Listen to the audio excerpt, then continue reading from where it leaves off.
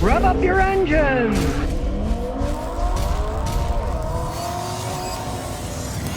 Well, Hertz is now selling their old 2024 Toyota 4Runners. The problem is they're going to have a hard time selling them for what they're asking because many of the prices exceed what a new 4Runner will cost you. Because if you know anything about rental car companies, they don't buy the luxury vehicles, they buy the baseline vehicles to get the best price they can. They got one for sale in Baltimore. It's a 2004 4Runner SR5 with 20,000 miles. And they say it's Hertz's no haggle price of $47,488. No haggle. That means they don't come down. That's what it means, right? Well, that same vehicle's price when it was new was $42,705. Hertz buys them in volume, and I'm sure they got a better price than the base price, right? So even at the base price, which they probably paid less, they're still asking $5,000 more than what it was when it was new, and it's a used vehicle with 20,000 miles. And if you know anything about renting cars, people who rent cars generally beat the living heck out of them. They have not been maintained all that well. The Hertz guys, I've rented from Hertz, have a car, they're like, hey, the lights are on. I put my scan tool on. It's like, well, they haven't changed the oil yet. Car's got 14,000 miles. They haven't even touched the oil yet. So they're not maintained all that well. You would be a fool to pay $5,000 more than that thing costs new for a used one with 20,000 miles on it. But that's the Hertz no haggle price, right? Yeah, no haggle. As I says, best deal. Yeah, best deal for them, not for you. They're asking that kind of price. My advice is stay far away from buying a used car from them. I'm not a fan of buying used car from rental companies because I know how people drive rental cars. Smash into curves, drive like maniacs, don't care what they run over. It's not a car I'd want to buy unless it was dirt cheap. Oh, here's one. Chrysler chair John Alcom met with Donald Trump, and now he says Stellantis is announcing a multi-billion-dollar investment in the U.S. Turning around, they were shutting factories down here, Stellantis, right? Now they're saying, invest in the United States. Now, he's telling Trump that Stellantis is focusing on reopening its Belvedere plant in the United States for 1,500 UAW workers. And it says they're going to make a new midsize pickup there, too. And they said that they're going to make a new Dodge Durango and midsize SUV at its Detroit assembly complex. And they say they're going to invest more money in their Ohio site and invest in Kokomo, Indiana. Now, of course, this is a promise that they're going to invest money in it. Promises are often broken, right? But you can see they're doing a dramatic turnaround. Stellantis is a European company, but they're realizing Donald's in here now. We better not shut down all these American plants. So put a tariff on the cars we're building in Italy. They're trying to ship them over there. So, hey, maybe something good's coming out of this. Well, I'm laughing my rear end off. Tesla now announced that the Cybertruck's stainless steel will no longer be used in any future Tesla vehicles. So their stainless steel exterior, they're not going to use it anymore. What a stupid idea it was in the first place. One of Elon's crazy nightmare dream scenarios that came into actual existence. One, it's heavy. Two, it looks like crap. It gets dirty, and it's not stainless, as everybody can see. It stains like mad. Tesla's now confirmed that the Cybertruck stainless steel, as they call it, exoskeleton. No, it's not a body. It's not the car's body anymore. It's an exoskeleton. We're dealing with insects here, right? They said they're not going to use it on any of their future vehicles. I guess they're going to continue to use it in the Cybertrucks because that's how they got it set up. And I mean, they're massive failure anyways. This announcement was quietly confirmed through their 2024 earnings report, hidden way inside it.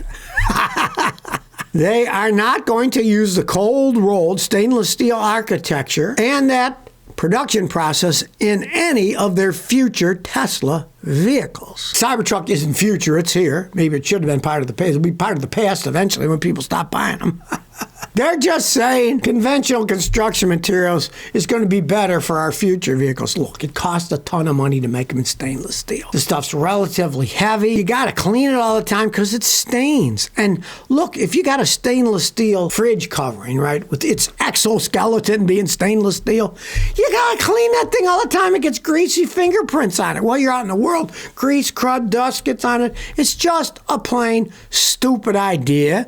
And then they find out that it also pits from certain chemicals and stuff getting on it. So really, dumb idea. At least they're wising up and they're not going to use it in any of their other vehicles. I'll give them that, but they should just stop making the Cybertruck. Just give up with the Cybertruck, Elon. It's a dream that's turned into a nightmare for both you and the poor souls that have bought them. I couldn't help but laugh at this one. Guy says, my Rivian R1T EV broke down on a busy highway. And what happened next is showing that it's such a great car company. One, he's got a pretty brand new electric Rivian. Right? It breaks down while he's going on the highway and it's stuck there.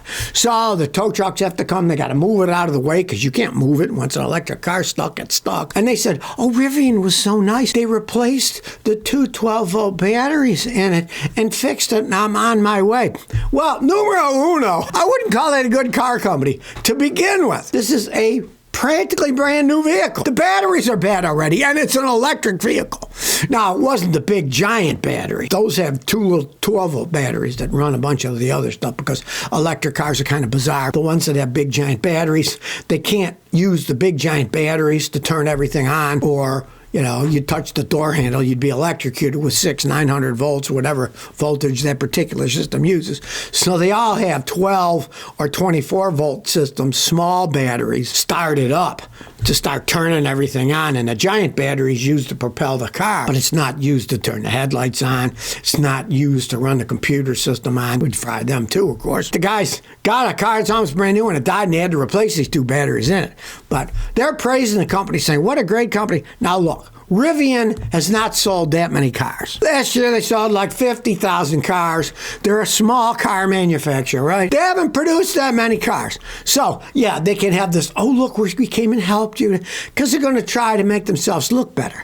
If they actually did mass produce things, for heck, they wouldn't have a system that they're going to come and help you. Oh, we'll help you go with this, because they got to try to make it look like it's better than it is. But the fact that this almost brand new vehicle, the batteries are gone, and it's a battery electric car, it shows you these things are made like crap. They can sugarcoat it all they want. Well, here's a hilarious email about getting ripped off at a car dealer. Carlos says, Scotty, my very good friend's mom decided to buy a 2021 Kia Soul this past Saturday. Well, Monday she was driving down the road and it broke down. She tried starting it 5 times, then it restarted and ran poorly.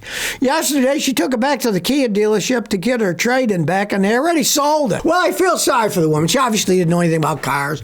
Just went in, I'll buy this Kia, and then boom, it broke. Yeah, well, the first problem is it's a 4-year-old Kia. They're bad enough when they're new. When they're 4 years old, you got an even bigger chance of them breaking. But the fact that the dealership sold her a car 3 days later broke down, they obviously didn't check it out. They didn't care at all. The problem is one of those things, as is, no warranty. Well, I hate to tell them, in most states there's a law for pre-existing conditions.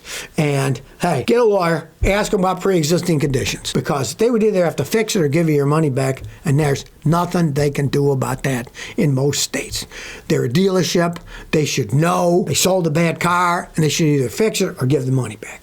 And if she get any choice at all, tell her to get her money back and don't get another Kia, because this is just the tip of the iceberg in most cases. Well, Samsung now has a solid-state battery they say has the highest energy density, and it's set for mass production. Okay? They're not mass producing them yet. They say that this year, 2025, they will start mass producing these solid-state batteries. Now, they're going to even use them for things like the rings that talk to you, the phones, the smartwatches that talk to you. They're starting small, and they're going to work their way up. They claim that by 2027, they will start making them big enough for vehicles, right? Now, that's kind of interesting, because Toyota says the same thing. They say that they're going to have the big car solid-state batteries ready for production in 2027. The same as they're saying. So Samsung's been making batteries for quite some time. So hey, they're making them for small things. They'll probably make them for phones too, I suppose. So what Samsung says is they're going to start producing prototypes in 2025. And then by 2026, they said they're going to start putting it in their whole plethora of the different devices that Samsung makes. They make a lot of them, right? As I say, this is a gigantic but. It's not going to be until 2027 that they say they're going to start producing them for cars. So, as I have said, electric cars are not ready for prime time. Wait until they get solid-state batteries, if they do, and then wait to see if they last. Let's say they start producing them in 2027. I'd say, well, then at least wait until 2033 or 34 to see, did those solid-state batteries all break when they were 2, 3, 4 years old? Or do they actually last? Because nobody knows until they're out there in the real world on cars, driving down the road, hitting bumps, getting hot, getting cold, salt in the road in the winter when you live up north, a lot of corrosion. We'll see if those things last. If they do make them in 2027, maybe 2033, 34, 35, they'll prove that they actually work and they last a long time. Then you might think about buying an electric battery car. So if you never want to miss another one of my new car repair videos, remember to ring that bell.